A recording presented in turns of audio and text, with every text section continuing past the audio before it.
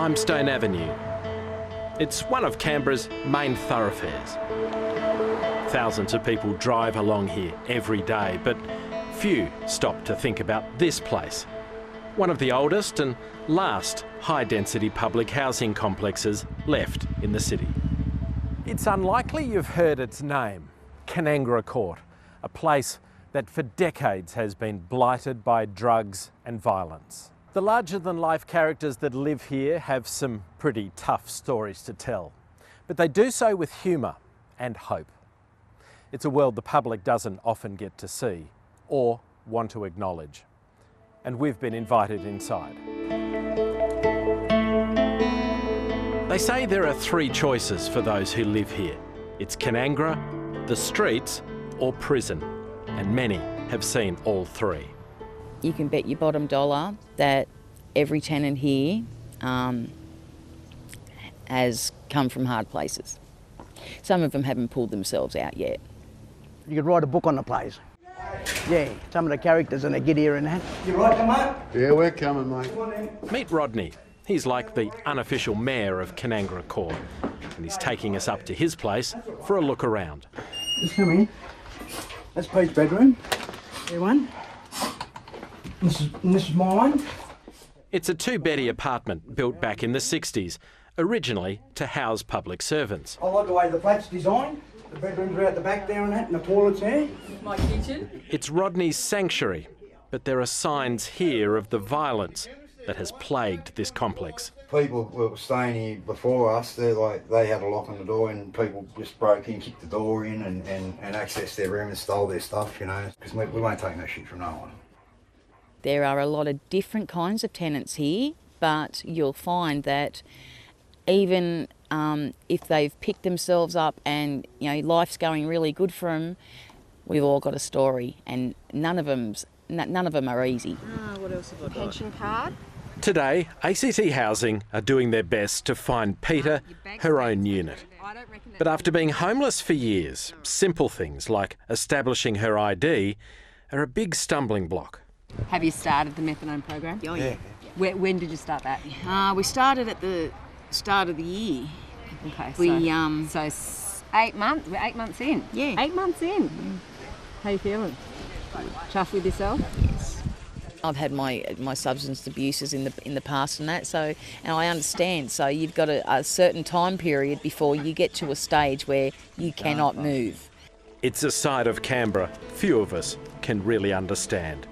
Sleeping rough, addiction, and the violence that comes from drugs. It's usually always ice related. It's usually when people are coming down or desperate to get another hit. Yeah, so, you know, everyone's a target.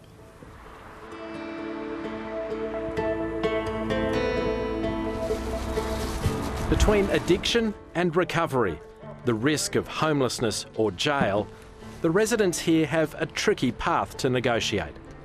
But help is close at hand. Very good. In the car park at Kanangra, you'll find this green shed, run by a mob calling themselves Reclink. And here they hand out everything from cups of coffee to sandwiches, clothes, and even medical aid. You're welcome. Yeah. Yeah, I'm going to put them on. We get more please and thank yous here than you would if you were a checkout person at Coles and Woolies every day of the week. So these guys are grateful, so are we. We treat them as equals, because they are. That's yours there, champion. I'll get this out of the way for you. When you meet Mark Ransom, you're struck by a softly spoken humility. He's here to serve, not to judge. We try and help and support those people who have been affected by the drug dealers and been hooked on the bad stuff. You seem to be a pretty sympathetic bloke, but not when it comes to drug dealers. No, I don't like them. And I've seen the results of, we've got young people on the streets here today that would be living much, much better lives if they hadn't been enticed, especially to using ice.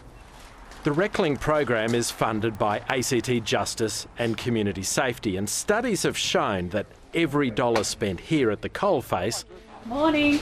Morning. How are you? Good, thank you. reduces pressure on jails, police and domestic violence support.